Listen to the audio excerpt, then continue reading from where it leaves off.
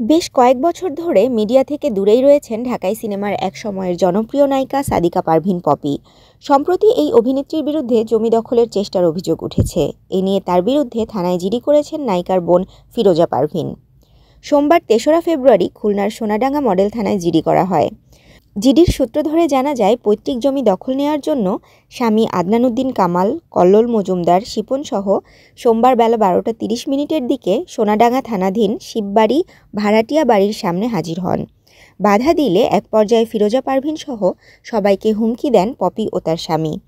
বিষয়টি নিয়ে পপির মা মরিয়ম বেগম গণমাধ্যমকে বলেন, আমার মেয়েটা আগে ভালোই ছিল, কিন্তু বিয়ের পর ৫-৬ বছর ধরে স্বামীর প্ররোচনায় আমাদের নানাভাবে হুমকি দিচ্ছে। তার বাবার জমি দখলের চেষ্টা করছে, আমাদের প্রতিনিয়ত হয়রানির মধ্যে রেখেছে। এ বয়সে আমরা কোথায় যাব? পপির মেজ বোন ফিরোজা পারভীন গণমাধ্যমকে বলেন, আমরা ৪ বোন ২ ভাই, পপি সবার বড়। সে আমাদের বাবার জমি দখলের চেষ্টা করছে অনেক বছর ধরেই। বাবার মৃত্যুর পর থেকেই আমরা হয়রানির শিকার হচ্ছি। পপি ছাড়া আমরা সবাই এক আছি। আগেও আমাদের ক্ষমতার ভয় দেখানো হয়েছে। বিষয়টি নায়ক আলমগীর, জায়েদ খান সহ আরও ২-১ জন জানেন। সব জানার পর আলমগীর সাহেব পপিকে বিষয়টি সমাধানের কথা বলেছিলেন, কিন্তু পপি কোনো কিছুতেই থাকছেন না। সবার জমি সে একাই দখল করতে চায়।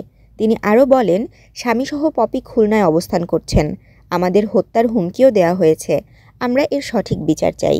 কয়েক বছর ধরেই নিজেকে আড়াল রেখেছেন নায়িকা পপি। তার বিয়ে ও সন্তান জন্মের খবর সামনে এলেও এ নিয়ে মুখ খোলেননি এই চিত্রনায়িকা।